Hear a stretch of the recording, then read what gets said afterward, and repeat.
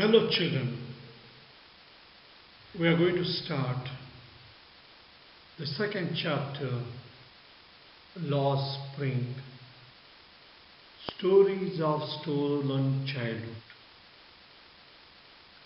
written by Annie Jung. This lesson is an excerpt from Annie Jung's book entitled Lost Spring Stories of Stolen Childhood. She analyzes the grinding poverty and traditions which torment the lives of innocent children. It may be the story of a Sahib of Simapuri who is a rag picker, or Mukesh of Firozabad who is a bangle maker. These all children lead life of misery. Every child laborer shares the same poverty, dirt, and exploitation everywhere. This lesson describes the terrible conditions of these child laborers. These are the children who didn't get to enjoy their childhood because of prevailing socio-economic conditions in this world. The children don't have the opportunity for schooling. Moreover, there's a lot of pressure on these children to enter into the life of a laborer. These unfortunate children who are forced into labor are denied the opportunity for education and enjoyment. The author Annie Jung raises voice to eliminate child labor. Jung does this by raising awareness regarding child education and strict law enforcement against child labor. The call is to put an end to the exploitation of children. This way, the children will be able to enjoy the days of the spring and have fun. And these are the children who have lost spring of life in their life, and that's why the title Lost Spring by Annie Jung. Introduction of this chapter, Lost Spring, Stories of Stolen Childhood. The story Lost Spring describes the pitiable conditions of poor children who have been forced to miss the joys of childhood due to the socio-economic conditions that prevails in this man-made world. The children are denied the opportunity of schooling and forced into labor early in life. Annie Jung gives voice to eliminate child labor by educating the children and to enforce the laws against child labor by the government strictly. The call is to end child exploitation and let the children enjoy the days of the spring that bring joy under their feet. Introduction of the writer. Annie Jung is an author, journalist, and a columnist for major newspapers in India and abroad. She was born in Hyderabad in the year 1944 in an aristocratic family. Her father, Nawab Hosh Yar Jung, was a renowned scholar and poet. He was the advisor to the last Nizam of Hyderabad, Priestley Street. Her schooling and graduation were completed from her hometown. Later she went abroad for higher studies. She did her master's in sociology and American studies from University of Michigan, Ann Arbor, United States. She started her career in literary writing with the Youth Times, a Times of India publication. Later she served as its editor from 1976 to 1979. Prior to it, she worked as journalist. Jung came into the limelight with the publication of Unveiling India in 1987. Later, she published several books dealing with social issues, including abused children and women's problems. Jung is noted for her lively and vivid descriptions, though she rarely gives its solutions. There are few expressions that we come across before reading this chapter. Let us try to understand their meaning before reading, and let us understand in a better way when you read these expressions in the context. Looking for. What does looking for mean? Look for. Look for means search, trying to locate, trying to find out. So looking for is searching. Slog their daylight hours. They are slogging, they are working hard, they are struggling continuously during the daytime. Slog their daylight hours. So during the daytime, they are slogging, they are working hard, they are struggling persistently. Roof over his head. A place to live. Roof over his head. A place to live. Perpetual state of poverty. So continuous state of poverty or endless impoverishment. They remain impoverished. They may remain poor. Dark hutments. So these are the huts which do not have enough lighting facility. So huts divide off a light. So dark hutments. So these are the huts where there is no light. Impose the baggage on the child. So because of their profession, they have been enforced to remain in that profession because of their tradition. So impose the baggage on the child. So enforce the profession on the child. It's usually the tradition of the bangle makers that their children also get skilled in bangle making and they continue their tradition. And this is what we'll find in many villages. And this is what is happening there in Firozabad. Let us study the first story of Sahib. Sahib is the rag picker. Now every morning the writer sees this young rag picker who visits garbage dump near her house and is looking for gold. Now when the writer says that he searches for gold, she is saying ironically, because although the garbage dump is full of useless things, thrown away things, still it's a very valuable, precious for these rag pickers because they find something valuable in the garbage dump. Sometimes I find a rupee in the garbage.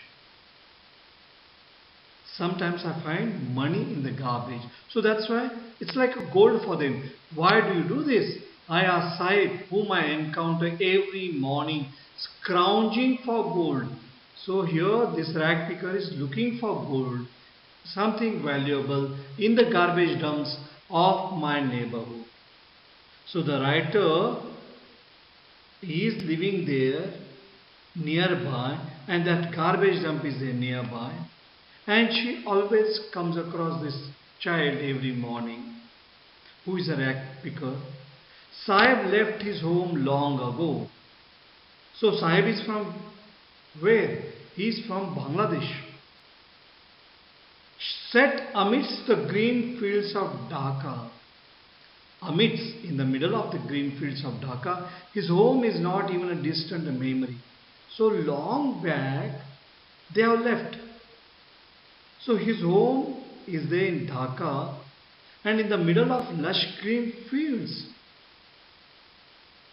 There were many storms that swept away their fields and homes. His mother tells him. So what memory he has got is that whatever mother has told, that there were many storms. So long back they have come to Delhi. And here is a child laborer. What is he doing? He is a rag picking. That's why they left looking for gold in the big city where he now lives. So they are living there in the outskirts of Delhi. They left home because they thought that if they come to the city, they'll be able to earn their livelihood. Now here, gold is referring to what? Gold is referring to something precious that they find there in the garbage. I have nothing else to do, he mutters, looking away. So I can't do anything else. And here, the writer says, go to school. I say glibly. I say very easily. Now glib, see, says very easily. Glib, realizing immediately how hollow, how empty. So she is speaking so easily in a very confident way. Go to school, she just says. But she realizes that whatever the advice she gives is empty. It's a meaningless. It has got no sense. Because he won't be able to go to school because he can't afford. His parents want him to earn. His parents want something he should bring home so that they can lead the life.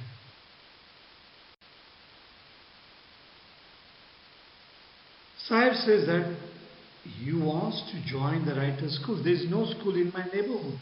When they build one, I will go. So Sahib says, there is no school here. So once the school is built, I will go. If I start a school, will you come? I ask, half joking. So here the writer says that I will build a school. Will you come to that school? Yes, he says, smiling broadly. A few days later, I see him running up to me. Is your school ready? It takes longer to build a school, I say, embarrassed at having made a promise that was not meant. But promises like mine abound in every corner of his bleak world, dark world. Abound, there are plenty. So here, the writer has made a promise, but she knows that she cannot fulfill that promise. It was a kind of joke. She never intended to open a school and she feels ashamed of herself. Sahib was not hurt because he is used to such kind of false promises. And they exited in plenty. He was surrounded by such false promises made by everyone. He does not know what it means. After months of knowing him, I asked him his name, Sahib-e-Alam, he announces. And he doesn't know what it means. And what does Sahib-e-Alam means? It means Lord of the universe. But what is his condition? He has got hardly anything to live by. He is a brag picker. He would have a hard time believing it that he is the Lord of the universe. Unaware of what his name represents, he roams the streets with his friends, an army of barefoot boys. All they are what? All they are rag pickers. They are barefoot. They are not wearing anything. Who appear like the morning birds and disappear at noon. Over the months I have come to recognize each of them. Now just think over what is his name. His name is Sahib, Sahib-e-Alam, which means Lord of the universe. His name was quite opposite to his life. And he goes around with a group of friends and they are all rag pickers. And most of them, they don't wear any footwear. They appeared in the morning like the morning birds and disappeared at noon. Why aren't you wearing chappals? I asked. My mother did not bring them down from the shelf, he answers simply. So the writer has asked one of those rag pickers why he was not wearing chappals. The boy simply replied that his mother did not get them down from the shelf. But was it the real reason? He answered simply. Even if she did, he will throw them off. Another boy has told, adds another who is wearing shoes that do not match. So probably they must have found that there in the garbage dump. When I comment on it, he shuffles his feet. What is he doing? He's shuffling his feet, sliding them over each other. Probably he wants to hide that. I want shoes, says the third boy, who has never owned a pair all his life. He has never owned a pair of shoes. Traveling across the country, I have seen children walking barefoot in cities on village roads. And when they come across something there, they are happy with all that. It is not lack of money, but a tradition to stay barefoot is one explanation. They want to explain, they want to hide their poverty. They are living in their perpetual state of poverty. They want to hide all that. And they go on giving different reasons for that. Sometimes it's a tradition. They don't want to say that it's because they lack money. They are in poor condition. If this is only an excuse to explain away a perpetual state of poverty, they know that they are all quite poor. But they try to give some excuse. Now here the narrator narrates a story. The writer tells us the story of a man from Udupi. I remember a story a man from Udupi once told me. So the writer narrates story told her by a man from Udupi. As a young boy, he would go to school past an old temple where his father was a priest. He would stop briefly at the temple and pray for a pair of shoes. 30 years later, I visited his town and the temple, which was now drowned in an year of desolation.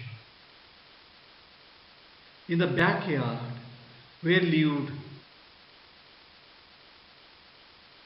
the new priest, they were red and white plastic chairs. A young boy dressed in a grey uniform, wearing socks and shoes, arrived panting and threw his school bag on a folding bed. Looking at the boy, I remembered the prayer another boy had made to the goddess when he had finally got a pair of shoes. Let me never lose them. The goddess had granted his prayer. Young boys like the son of the priest now wore shoes, but many others, like the rag pickers in my neighborhood, remain shoeless. Now desolation, the state of being empty. Now 30 years later, when she has visited this town, the temple town, now it's drowned in an air of desolation, probably there's a kind of emptiness. And in the backyard where lived the new priest, they were red and white plastic chairs. That means there's a lot of improvement in the case of these priests, but there is hardly any improvement in the case of these underprivileged children, the child laborers. They have remained in the same condition. But whereas these priests, now their children could afford shoes, now they are well to do. Whereas these rag pickers have remained in the same condition over the years.